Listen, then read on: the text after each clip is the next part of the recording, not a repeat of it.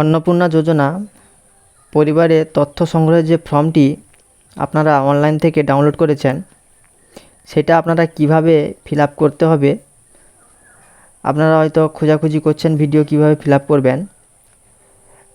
এই ভিডিওতে দেখিয়ে দেব কিভাবে আপনারা ফিল আপ করবেন।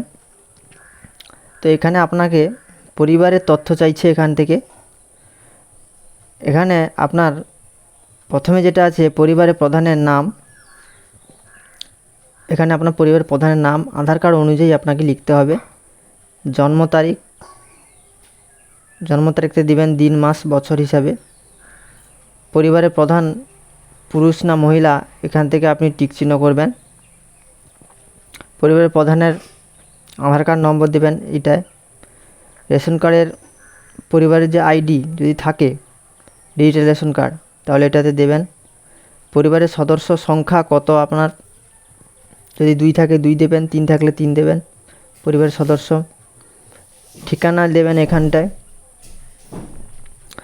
এবং স্থায়ী ঠিকানাটা দেবেন। যোগাযোগ নম্বর বিশেষ পরিবারের প্রধানের আধার নম্বর সঙ্গে যুক্ত, যেটা আপনার আধার নম্বর সঙ্গে যুক্ত আছে ওই নম্বরটি দেবেন। মানে এটা প্রধানের, মানে বাড়ির যে হেড অফ দ্য ফ্যামিলি। তো এরপরে আছে নাম, জন্ম তারিখ, লিঙ্গ, পরিবারের প্রধানের সঙ্গে সম্পর্ক, আধার নম্বর, পরিবারের সকল সদস্যের। এরপরে আপনার যয়জন সদস্য আছে তার নাম, জন্ম তারিখ, লিঙ্গ, পরিবারের প্রধানের সঙ্গে কী সম্পর্ক সেটা দেবেন, আধার নম্বর দেবেন। দ্বিতীয় জনেও একই, যয়জন সদস্য আছে তার নাম, জন্ম তারিখ, লিঙ্গ এবং পরিবারের প্রধানের সঙ্গে কী সম্পর্ক তার আধার নম্বর। এবং এই সাইডে যেটা দিয়েছে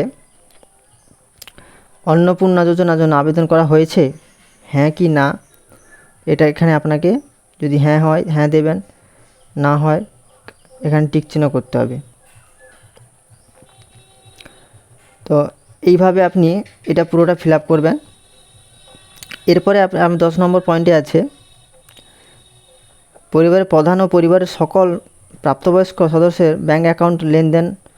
মানে আপনাকে পরিবারের প্রধান এবং আপনার যে যতজন আছে তাদের সবার ব্যাঙ্ক অ্যাকাউন্ট নম্বর, এখানে ব্যাংকের নাম, account number, IFSC code, head আছে, তারপরে আপনার যে সদস্য আছে তার bank account number, IFSC code, যয়জন আছে সেইভাবে লিখে যাবেন। এবং পরবর্তী ভিডিওতে আমি দেখিয়ে দেব বাদ বাকিটা।